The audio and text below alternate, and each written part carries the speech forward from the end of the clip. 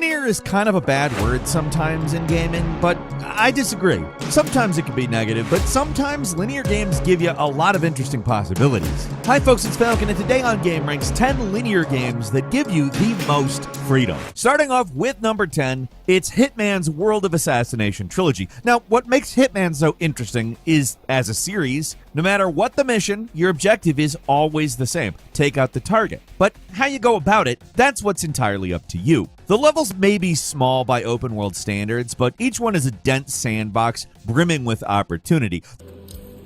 Got it! Please don't! The recent games give you these mission stories that play out pretty linearly if you want, but there's so many other ways to complete a mission, and all of them are valid. As long as you're able to kill the target and get away, anything really goes. You may not get a high score, but whatever. So go in hot and just gun everyone down, or do the opposite, be totally stealthy and invisible, in and out without anyone aware you were even there. You can snipe your target, blow them up, bonk them on the head, trick them with some kind of karmic death. There's usually a dozen different ways to kill your mark, and those are just the ways the game actually sets up. That's also just if you're focusing on your target specifically too. What's great about these games, these maps are so big and have so much going on, you can just screw around and see what happens. That's practically half the fun, in fact. The Hitman games are all about creating chaotic sandboxes full of possibility in a way that's really only possible if you have a level-driven game. Like if you tried to scale the density of a Hitman sandbox level up to an open world, I mean, you could, but man, it would take a lot of labor and would cost an obscene amount of money. It would be very hard to make that a profitable game.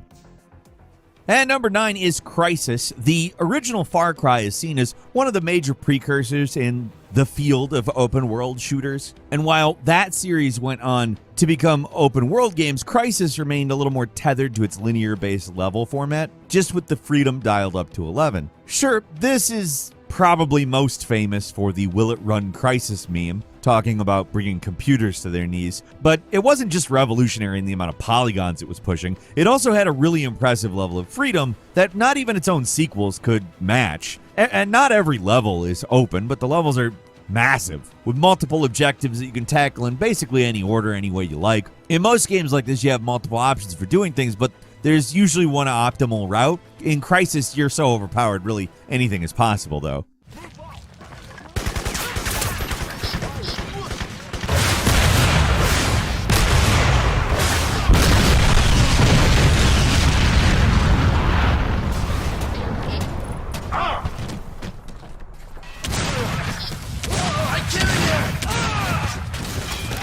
That's what really makes this game stand out, too. You're a nanosuit-equipped super soldier who can utilize different modes, and you can swap between them on the fly, which gives you super speed, strength, armor, and invisibility. You can also modify weapons on the fly to match your playstyle, so you're really given the freedom to play the game however you want. Play slow and stealthy, go crazy with a shotgun, run everyone down with a car, chuck guys around, blow up buildings. You're empowered to do just about anything. Not every level in the game gives you that kind of freedom, but when it does, it's still one of the most fun FPS games out there.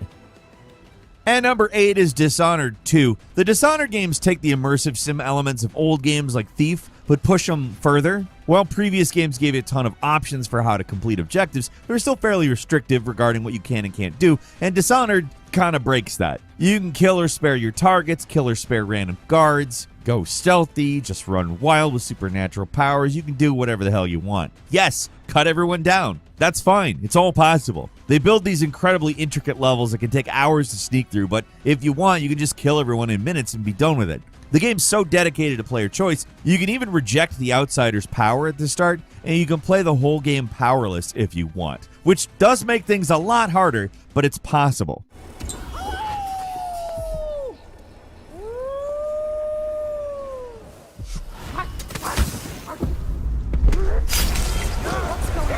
The actual tools you get to work with are fairly limited compared to something like Hitman, but the depth of each level is comparable, and the amount of time you can spend just exploring these spaces is huge, even when the total surface area is pretty small. All the Dishonored games have a fixed linear progression, but the reactiveness of the stories and open environments makes them feel a lot more open than they actually are. And number 7 is Like a Dragon: Infinite Wealth. The Yakuza games may be the closest thing to an actual open world game on this list, but it's still kind of a gray area. Sure, there's fairly large maps you can wander around, explore, and do side quests in, but compared to any open world game, they're tiny. They're a lot more limited than what you'd expect. And the stories are completely linear. There is no deviating from the intended path, and how you play through these missions does not change. But when you're out in the city, the amount of freedom these games give you is kind of overwhelming. Check this out.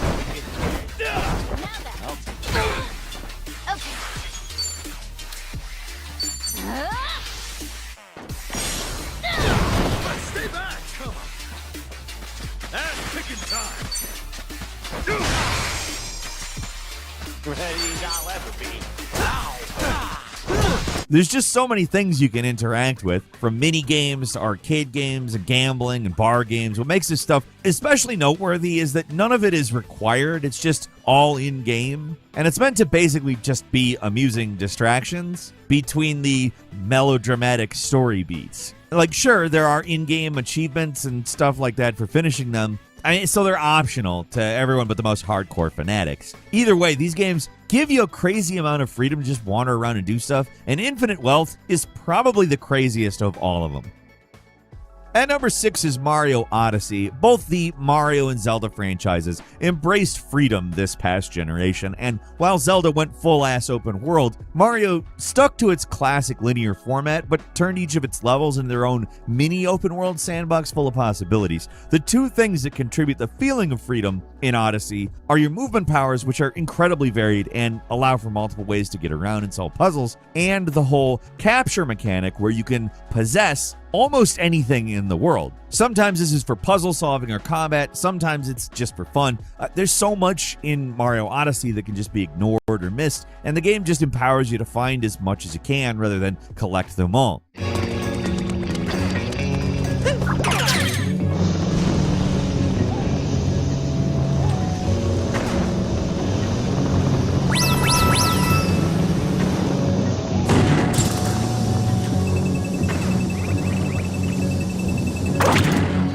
So there's a unique incentive to just focus on doing the things you want to do rather than try to be a completionist. The main collectibles are power moons, and these things are everywhere, and you'll need a fraction of them to complete the game, so you're free to get as many or as few as you want, and in almost any way that you want.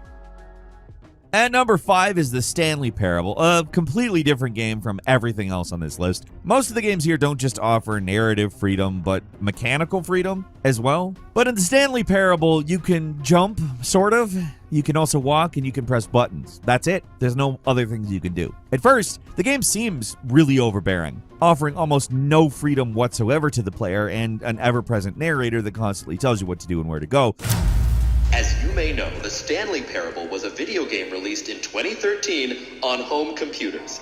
But that's also kind of the magic of the game. The freedom comes from finding the many little ways to escape the narrative or subvert it, which usually results in some ridiculous alternative ending. Officer begun. You're so far off the beaten path. You'll probably start with the more obvious alternate paths, like taking the right door instead of the left at the starting junction, but as you explore more opportunities to subvert the game reveal themselves. It's a game that makes you want to check out every single nook and cranny, run against every piece of geometry to see if there's some secret waiting on the other end. It's the way the game reacts to your choices, even the ones that seem like a glitch or bug, that make it feel so free. There's plenty of games that you can just do whatever in, but they don't actually feel free because there's no mechanical or narrative benefit or reaction to your actions. But the way this game constantly rewards players' cleverness just feels really freeing in a unique way.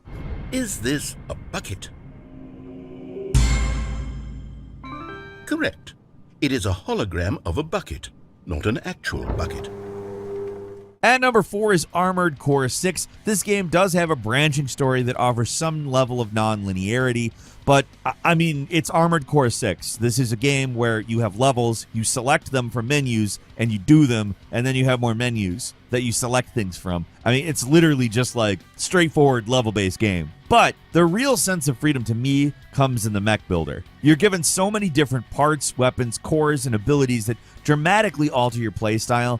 It's like creating a build in a Souls game, but on steroids. There's so many different ways to build a mech, and while they're not all viable, they're usually at least pretty interesting. Armored Core 6 can be a really tough game when it wants to as well, but depending on your build, you can struggle for hours or clear a boss first time easy. And it's not like From's other games where you're basically playing the game the same way, depending on your loadout. What you're doing is going to look completely different from loadout to loadout. The build variety is really off the charts here, and because all the weapons have their uses, the possibilities of a gimmick build are practically endless. It's just such a liberating system compared to most games. Even though the actual levels and progression only change slightly, the mech builder, it offers a level of freedom rarely seen in games.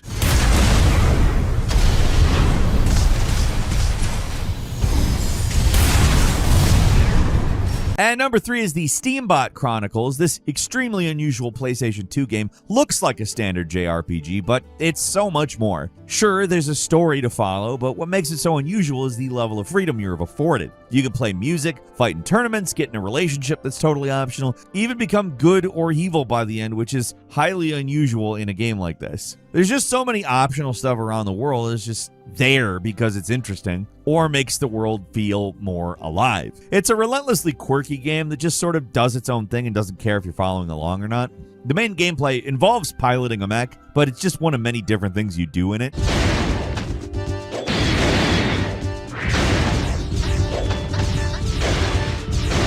I've seen it described as a non-violent Grand Theft Auto, but it's really more like a weirder, more free version of Shenmue without all the polish. And yes, I do realize that is an interesting statement to make, but if you've played this game, you know what I mean. It's not an open world. It's a linear JRPG in terms of progression, but there's so much extra stuff that you're free to interact with at your leisure that this game just really has its own unusual vibe.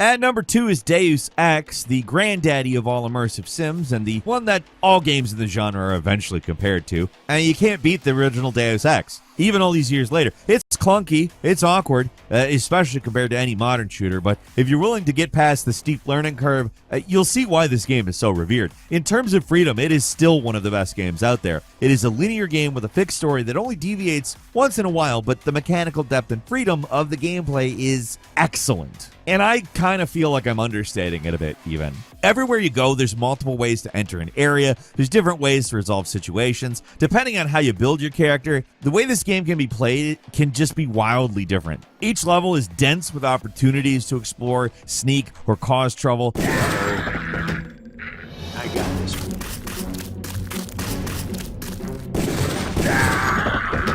And it's the level design that really makes this game feel as free as it does. As good as the sequels are, no game in the series has been able to match the freedom of the original Deus Ex. It's just in a league of its own when it comes to immersive sims. And finally, at number 1, Baldur's Gate 3, which, duh, there's freedom in games, and then there's Baldur's Gate 3. The developers said they were greatly influenced by games like Ultima 7, and wow does it show. In this game, you can be good, you can be evil, you can kill almost any NPC and the game will keep going. You can use boxes in unintuitive ways, you can combine spells to reach areas way before you're supposed to, and you can completely bypass large sections of the story. You can even kill or spare everyone you meet. You can talk to the ghosts, you can find incredibly obscure secrets, you can get your eye stabbed out or sacrifice a companion for power. If it seems like something is possible in this game, it probably is. It's one of the most open games that still manages to be still a pretty linear RPG for the most part. It's such an open game that it's almost a double-edged sword. It's easy to waffle over almost everything you do during your first run through because many things can happen and not all of them are good. In any other game, a moment where a character's kidnapped is scripted and unavoidable, but in this game, it's kind of optional,